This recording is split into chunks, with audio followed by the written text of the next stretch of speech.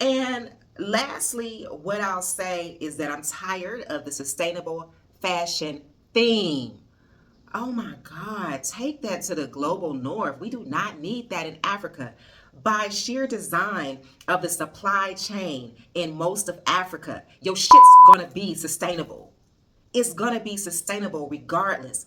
In most of Africa, we do not have large clothing manufacturers. We don't. We have small producers.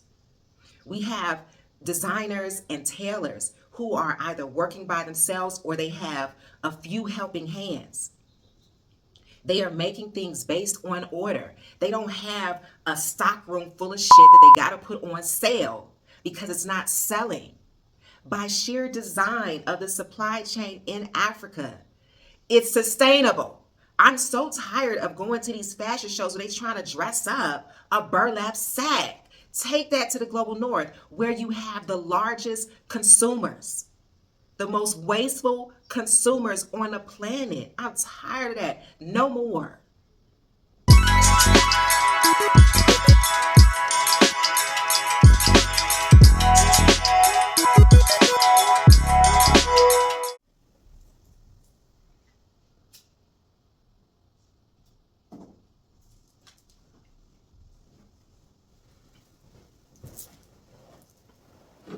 Welcome to Blacks into Africa. I'm Tadre Delora Moignet, a California native living my best life in Nairobi, Kenya.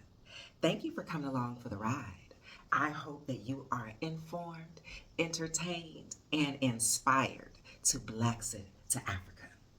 All right, y'all, lean in, lean in. I said, let me give y'all a little fashion since we're talking about fashion. You know what I'm saying? This is Kenyan design. I love this piece with my little cowrie shells. All right, y'all, just get comfortable because I'm about to spill the tea. And speaking of tea, you know TT always got her tea. This is vanilla with cinnamon and a little bit of lime and ginger. It's actually green tea from Uganda. Y'all be sleeping on Uganda. Kenyans really be sleeping on Uganda. I'm going to talk about Uganda a little bit more on this episode. Okay, so Nairobi Fashion Week, the good, the bad, and the messy. Yeah, get your tea.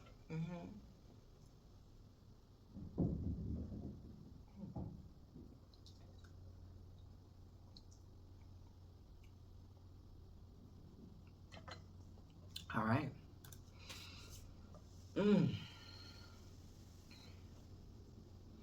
I'm debating. Should I give you guys a little bit of a life update? Yeah. Before I get into the Nairobi Fashion Week, let me give you guys a little bit of a life update. Mom is doing a bit better. She's still on the feeding tube. However, she is able to drink without the feeding tube. So we'll just continue with her treatments and we'll try to make her as comfy as possible. She got her nails did, she got her hair did, so hopefully that boosted her spirits a bit. And as for me, I have put up a new boundary, or maybe I should say my boundaries are less porous. I have healthy boundaries in my professional relationships. There's a great book that I highly suggest for everyone listening and watching, and it is Set Boundaries, Find Peace by Dr. Nedra Tawwab. And from reading that book, I realized that usually it wasn't about somebody else. It was all about me, always coming back to me. I realized that I am the biggest habitual boundary stepper in my life. Yes. To quote Charlie Murphy, the biggest habitual boundary stepper in my life is me. So essentially, I have been doing work for free or for little to no monies. And an example to that would be when I lived in Kampala, Uganda, I had this little petite business in which I had partnered with local designers, local tailors, and I was producing these sets. So it would be like a nice kitenge robe with the matching slippers, or ankara as we call it in the US. Or it was a wonderful apron with matching mittens, or it was a cute little bomber jacket with matching sneakers. And there was one Christmas season where I had all of these people ordering from the States, mostly people that I knew or people that I knew through people. And I was giving everybody the family discount. Oh, but I know this person, discount. Oh, but they know such and such person, discount. When all the orders were filled, and it's Christmas time. No matter who you are, Muslim, Jewish, Christian, I'm not a practicing Christian. However, I'd still like to have some coin, especially around Christmas time. And I looked up and I had no coin. Auntie was flat broke. And I was like, well, how did this happen? I just fulfilled all these orders. It was me. I had just basically given the product away. And so this morning I meditated, and as per usual, the universe came through and gave me some meditations for my throat chakra, meditations for being myself and listening to myself. And I communicated to a very good friend of mine. My life has changed drastically, and I will be unable to support you for the next 6 months. And by the way, me supporting you is also crippling you because it's hindering you from embracing technology. Something else that I want to share with you. I know that it's Kenyans watching. However, I also know that it's African Americans watching. It's Afro Brits that are watching who are interested in coming to Kenya. That's why you're watching. I want to tell you that there's only so much that I can do as your guide in Kenya. You hire me for a consultation. Maybe you hire me for relocation services, which I promise I'm launching soon. You have to trust in yourself. Trust that you have the skills and abilities to navigate and set up house in a new home. And you also need to trust that the universe got you. The universe got you. And you also need to take responsibility for building community. I am here to help you with your housing and all of the logistics and the little tidbits that can go a long way. But you gotta trust in yourself that the universe got you. This is not my first rodeo. Believe it or not, Miss Blacks into Africa, at one point I had chosen Spain. I had chosen Madrid, to be specific, and ended up in Mallorca, Spain during the 2008 global economic recession. Now, when I first got to Spain, people was offering me jobs left and right, and I was just trying to chill. I thought I had a little bit of a nest egg, and I thought I could make it last. And then, I looked up and my money was running out, and I was trying different things. And eventually went back to those people that had offered me jobs, to bartend, to do this or that, to host. And those jobs are no longer available. The Spanish government was literally paying immigrants to go back home, saying, listen here, we cannot support you. And so I found myself like getting behind on my rent. It's not a good place to be. But I had two friends. One was an African American jazz singer. And she was like, Tadre, I own an apartment building. Just come and stay in one of the units. My pride. At that level of my development, my pride wouldn't let me do it. And now I think like, Tadre, why didn't you accept that help? Now I know how to accept help. And then my other new girlfriend, who was French, a French designer of Caribbean descent, she was like, T, just come stay with me. She had a man, she had a newborn baby. I didn't want to impose. So what did I end up doing? I ended up going back to the US flat broke. Like flat broke. And I was so distraught over my situation that I ended up missing my flight home. Huh? And then I had to ask for help to get a new flight home. It was a mess. And I shared that experience because I didn't trust in myself. and I didn't trust in the universe. And I got back to Washington, D.C., baby, and was on a struggle bus for a while. My mortgage was behind. Ex-husband was siphoning money from the tenants. Yeah, wasn't paying that mortgage. I was underemployed, working with some crazy people. And my life was probably worse back in my home country than it would have been if I had just stayed in Spain, in Mallorca, on this island, off the ocean, the Mediterranean Sea. Yes, Mediterranean Sea. And just figured it out. So I hope that my messiness will help you in your desire to Blaxit. Now, what we came for. I attended Nairobi Fashion Week Season 7 this February 2025. I attended it. The theme was Regenerative Fashion Renaissance. That was the theme. All right. Now, none of the designers that I currently work with for my fashion tours, none of them participated, nor did they attend. Now, I saw it and I said, should I go? And it's something in my spirit. Something in my spirit said, don't go. But then I received 4 invitations. 4 different people said, do you know about this? I bet you know about this. Are you going to this? Can we go together? And on the 4th time, I said, well, maybe I should go. This is a sign from the universe. So I decided to go. Even after I contacted one of Kenya's luxury fashion designers, and I asked her about it. And she was like, you should expect it to be unorganized because they haven't done it in a long time. So, I can flow. And I was like, well, you know what? I will go and I will at least scout new designers that I can add to my fashion tours. All right. For those of you that don't know, I do fashion tours in Nairobi. So let's talk about the good, okay?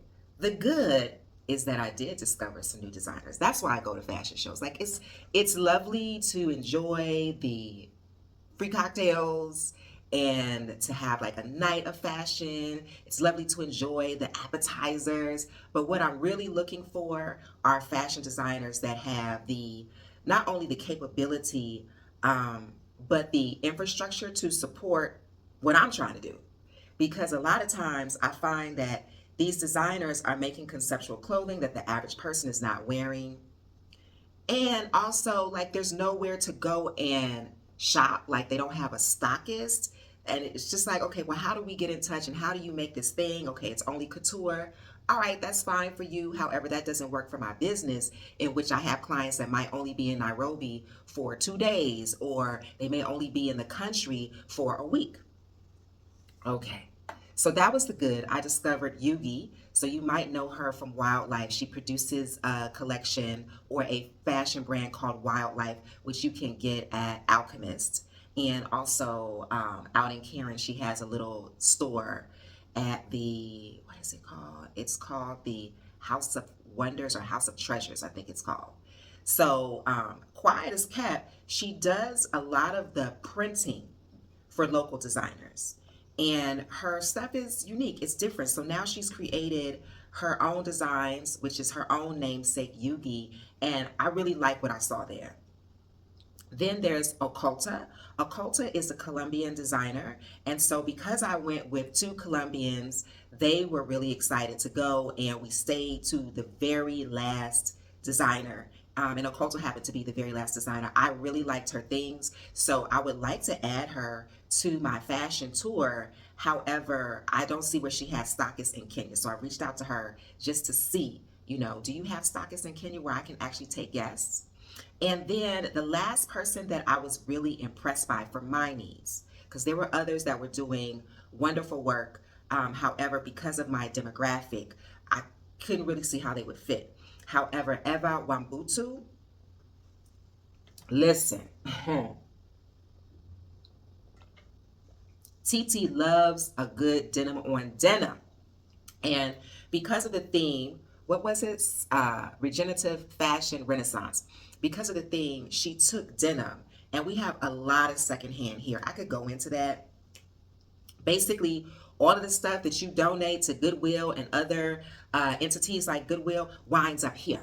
It winds up in the developing world. And it really cripples the manufacturing industry here, clothing manufacturing industry, and it also cripples designers, because if I could buy a shirt for $2, 200 shillings, okay, or I could pay a designer to make me something for 3,500 shillings. Yes, check this out. I designed this little romper. What am I going to do? Am I going to pay the 200 shillings, or am I going to pay the 3.5 to have something custom made? So most people choose to pay the 200 shillings because that's what they got. So Eva Wambutu, she took the secondhand denim and she really just worked with pleating and silhouettes, and it was lovely. I really enjoyed it. So I will be reaching out to her personally to make me something custom. Now, I'm jumping the gun a little bit, but the messy was that there was this photographer that was like right by me trying to get a shot, because I positioned myself to kind of be on the aisle. And he said, oh yeah, there's no more room in the media pit, so I'm just gonna post up right next to you. But I said, you know what? I've been part of media before. I'm not gonna take it personally. I'm gonna let this man do his job. But then somebody who was not front row moved up and was behind him. And then she got to a point to where she was leaning on my chair. And I'm like, baby girl, at this point, you just need to give me half of what I paid for VIP. Since you up in here in VIP with me leaning on my seat now. It was what it was. Okay. And another good, is that international designers were featured. So there was some designers from Rwanda that was just busting it out with the streetwear, which I love. And then there was also the designer from Colombia that I mentioned, of Oculta. So that was the good. All right. Let's move into the messy. And it was a lot of messy. All right. So let me just read this little quote from the advertisement, the marketing for NFW. All right. Exclusive networking. Rub shoulders with fashion icons, influencers, and industry leaders. VIP includes premium seating for an up-close runway view, complimentary refreshments, and an exclusive VIP experience. Do you think I got that? You know I didn't. Because if I did, we wouldn't be sitting here. Okay, so let's move forward. Yeah.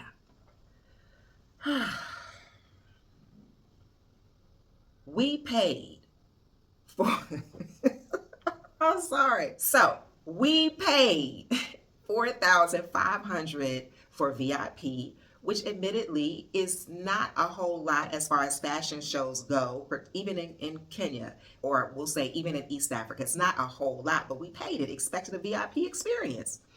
All right. And obviously we did not get that VIP experience. Now the 4,500 is probably the equivalent of like 35 US dollars or 30 pounds. Yeah. Cocktail hour was supposed to last from 6 to 6:45. Now, let me just tell you this little anecdote of what went down. The check-in was seamless. It was great. I didn't realize that we were supposed to get complimentary refreshments and complimentary drinks. But my friend was just like, yeah, let's go and get our drinks. I said, okay. So now we in line for our drinks. The cocktail, it was only one bar. For all of these people, it was one bar and one bartender making the drinks for all of these people. Okay. One main bartender, and then I want to say 3 bartenders in training, because they had like the bartending school written on their shirts, on their uniforms. All right, so we in line, we chopping it up. We're excited. Yeah. We about to get these drinks. Tanqueray is sponsoring. And after a while, it's like, okay, why aren't we moving? The line is not moving. We're third in line. Okay. So I walk up to the front of the line to see what's happening. And I see that media is taking photos of the bartender as he slowly tosses Tanqueray bottles in the air. And I mean slowly. And they're doing this over and over again. And I'm like, dang, they can't take film of him while he's making the drinks. So I look to the people that's in the front of the line and they just despondent. And one of them says to me, she says, yeah, they're taking pictures of him and no one has said anything to us. No one has given us any instruction. No one has even acknowledged us. Okay. So I go back to my place and I report to my crew. Okay. We wait a little bit more and a little bit more. All right. And then you have some entitled Europeans that try to buck the line. And, my friends had to tell him, okay, like it's a line. By this time, it's a line. Okay. All right. So go to the back. Finally, we get up to the front. And I begin to see why it's taking so long. It's not just the media, it's him. The man is high. As my daddy would say, high as a kite. High. What? On marijuana. Because I don't know nothing else that make you just slow down like that. I have never seen anybody that high working in a fast-paced environment. He should have been at home on the couch. I'm not gonna lie to you.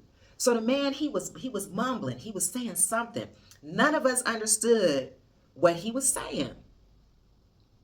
So they had the Tanqueray, and I chose the purple one, which I think is called Royale. It's supposed to taste like currants. I chose that. He makes my friends drinks. They go off. Now he's focused on me. All right. And he starts talking to me. He's saying something about some chocolate. I don't know what he's saying, but I keep hearing chocolate. Okay. So then he asked me, he says, do you know so-and-so? I said, who? He repeats himself. I said, no, I don't know who that is. Oh, you don't know who that is? It's only the biggest liquor distributor in the world. So, okay, well, that's not my industry. And then he says, oh, well, what is your industry? And I said, fashion. And then he says, oh, wow, sir.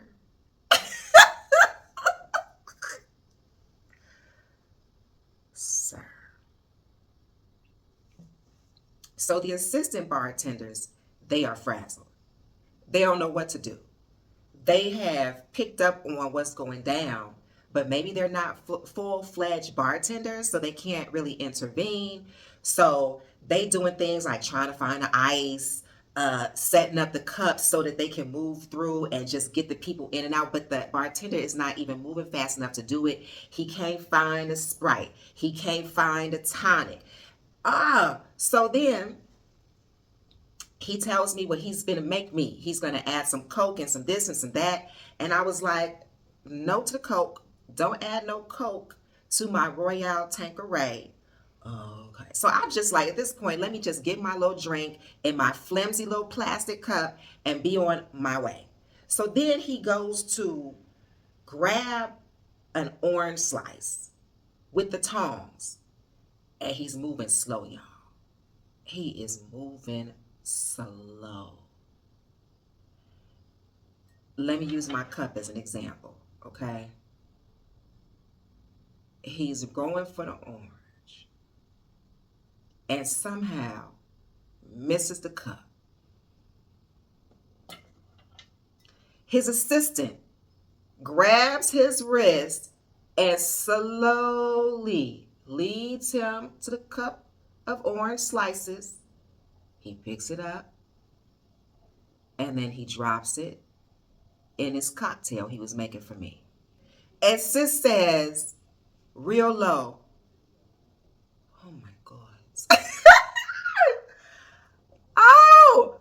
Oh my God. I know she had a long night because she had to babysit this grown ass man all night. Oh my God.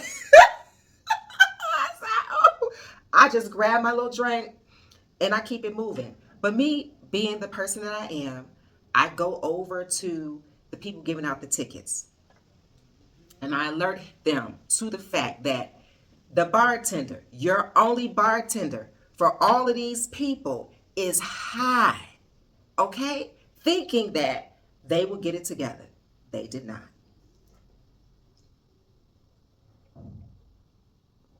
That line, that line to the bartender by this time was 3 and 4 people wide, almost all the way back to the entrance. No. So much for the VIP and cocktail networking hour. Okay. Now, I didn't realize that we were supposed to have refreshments. And so one of the people that invited me was like, yeah, I'm going out to the Mexican spot to get some food. I haven't eaten. And I was like, oh, we supposed to have refreshments? There were none. There was nobody. There were none. Okay. Fortunately, I had eaten a little bit. All right.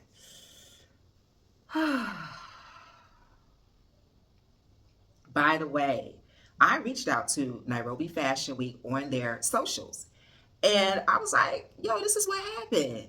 And what y'all gonna do to compensate people for the money that they spent for cocktails and refreshments? No response. I said, don't worry. I'm gonna do a little episode about it and I'll tag y'all in it. No worries. All right. Now, after we received our little drinks, and I went by to the ticketing agents and told them about what was happening, then we decided, let's go on in and find our seats. That's exactly what we did. They let us right on in. We sitting down, front row, chopping it up, Wondering about a few things though, because why are y'all still getting the runway together? Why are y'all still getting the set design together? And it's people in here watching you do it.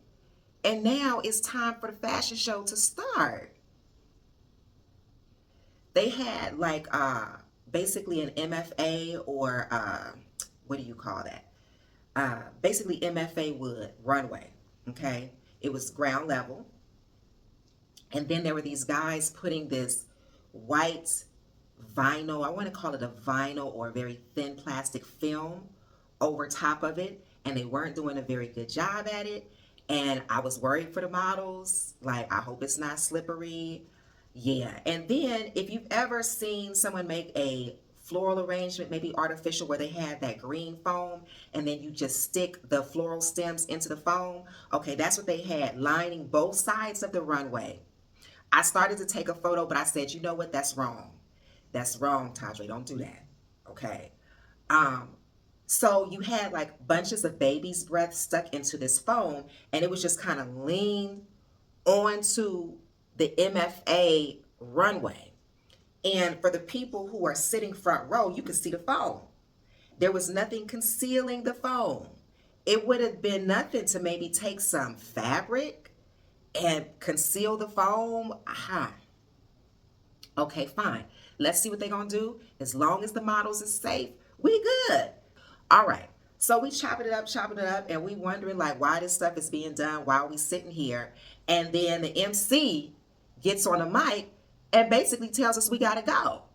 And she tells us multiple times because folks is not moving.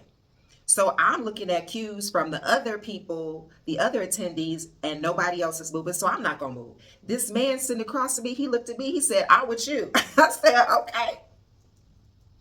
So the MC, she begins to get more and more aggressive with, y'all got to get up out of here. Okay. So they treating us like cattle, but we're going to stand our ground. So then the model trainer, the woman that teaches people how to walk and all of that, she gets on the mic. And now she begins to threaten us. We got to get up out of here. They need to do more stuff. Yeah, y'all do. But we already in here. We sit down. So then at a certain point, the threats become so imminent that we decide, all right, let's just take our little drink in our handbag and let's leave. And as I'm going out the door, the woman says to me, oh, I hope you don't mind. If you don't mind. I said, I do mind. I want to sit down. I want to sit down with my drink. She just gives me one of them. All right. So we go out. We're standing up now at one of those high tables where you're supposed to be networking with your drink.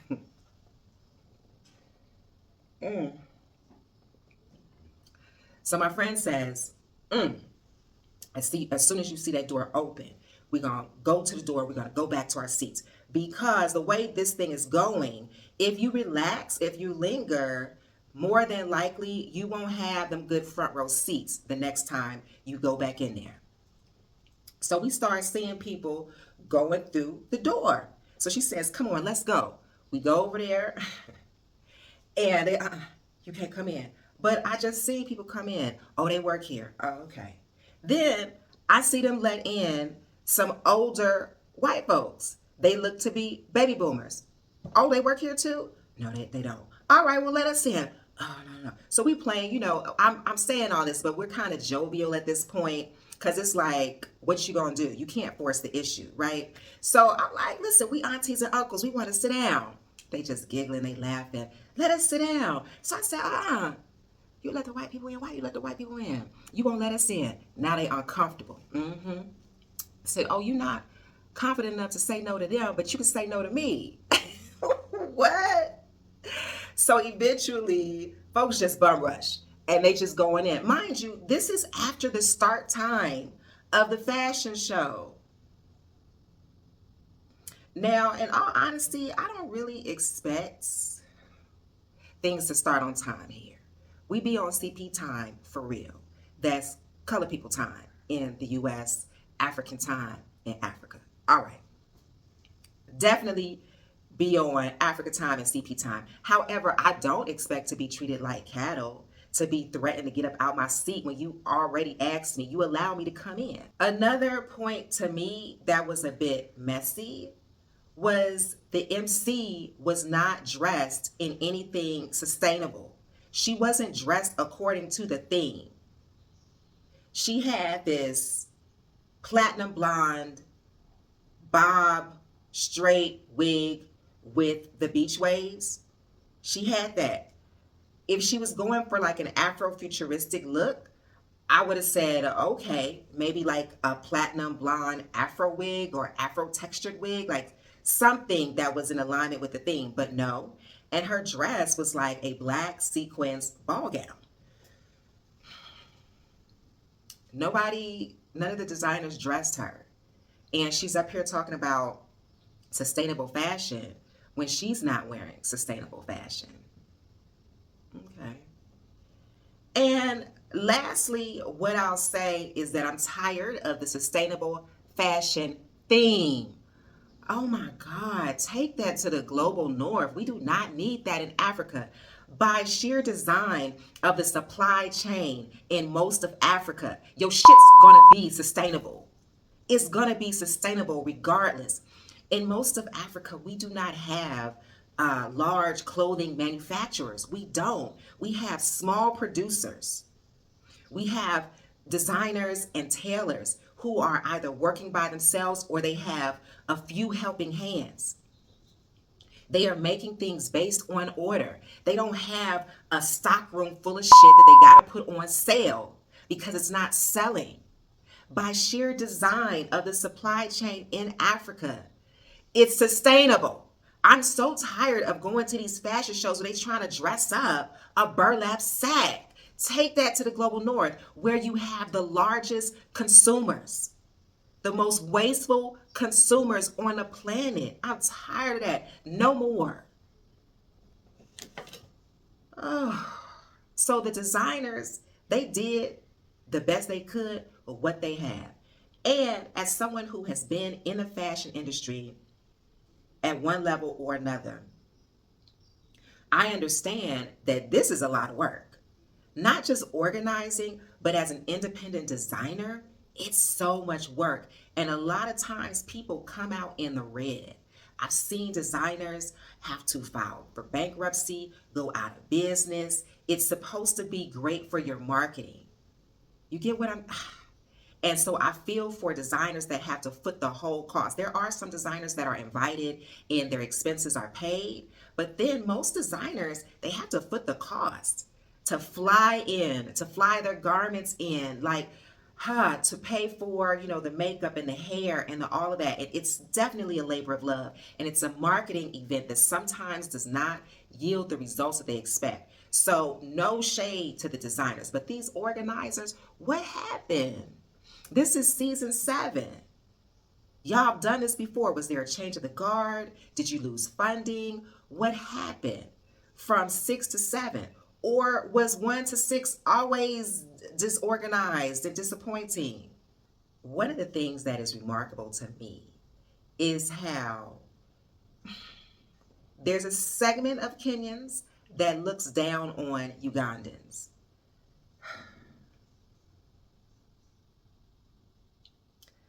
The country is not as wealthy. However, I find that events in Uganda are top tier. I'm not gonna lie. The production companies that are working in Uganda, they doing a damn thing. I don't understand. What was it, Boys to Men? When Boys to Men came to Kenya, it was a shit show. Okay? However, when they went over to Uganda, my homegirl reported to me, oh no, we didn't have none of them issues. It was a good show. And she sent me footage. I don't know what's happening in Kenya. Y'all be looking down on Ugandans, but I'm going to tell you right now, Arbion's Style and Fashion Awards, top tier. The last one I went to, Jadena performed. Obviously, this was way back, but it was good. Like, it was top tier. I was happy to be at the show. You know what I'm saying? Then Kampala Fashion Week, I was part of the media. I was in the media pit. Let me tell you, it was beautiful. It was like Solange Knowles did it. I shouldn't discredit the organizer. However, it was well done. It was architectural. It was unique. It was organized. And by the way, like, I wouldn't even think of posting up next to a fashion attendee to get shots. Like, what was done to me was just like, bruh. Rwanda. I have never been to Kigali Fashion Week, but I've seen the images and I want to go. When y'all doing it again? I'm going, the next one. Now, if you want to go to a good fashion show in Kenya, I highly recommend Tribal Chic. There's one coming up this Saturday. I won't be able to go this year, but it's 10K. And, 4, 5, and 10K, that's a big difference. But my thing is this. Just charge what you need to charge in order to provide the people what they expect. You know what I'm saying? I'm going to tell you something about this Tribal Chic at Tribe Hotel. They don't run out of hors d'oeuvres. Them hors d'oeuvres is good. By the way, if you want to go to a good restaurant in Nairobi, go to Tribe Hotel's Jiko. Right? That Jiko, they got hors d'oeuvres coming from the restaurant and they just flowing. You get your money's worth. The cocktails, well thought out. The cocktails is just flowing. And TT likes to eat. So I be on them hors d'oeuvres. I be on the thank you. Okay, you get gift bags. It's well organized. The set design is gorgeous. It's just what they're able to do in such a small space. Top tier. Did I mention the gift bags? Then downstairs they have the pop-ups with other designers who, they may be supplying the jewelry for the models, etc. But you can also go downstairs and buy. Like, that's one thing that is missing, and that's one thing that would be helpful for the designers. You can actually buy the things off the rack afterwards. Like, I would recommend them.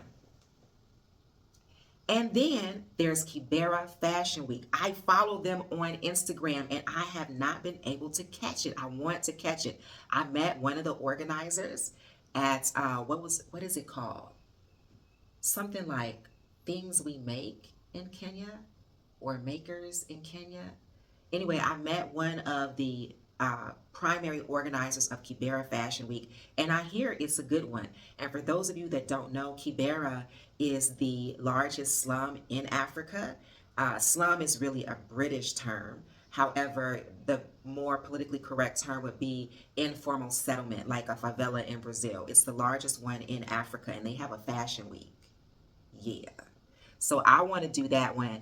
And I'm not understanding because they seem to have a limited budget and they seem to get it done. What's going on? So I don't really know what happened with this Nairobi Fashion Week. I think I might give them another try next year just to see how they've grown. I really hope that they get the funding and the leadership together so that everybody can enjoy the event and it will be fruitful and successful for everyone involved. Thank you for joining me on this episode of Blacks into Africa. If you like what you heard, please share, subscribe, and leave a comment. May you thrive. May you be inspired. May you move with love and intentions. Until next time.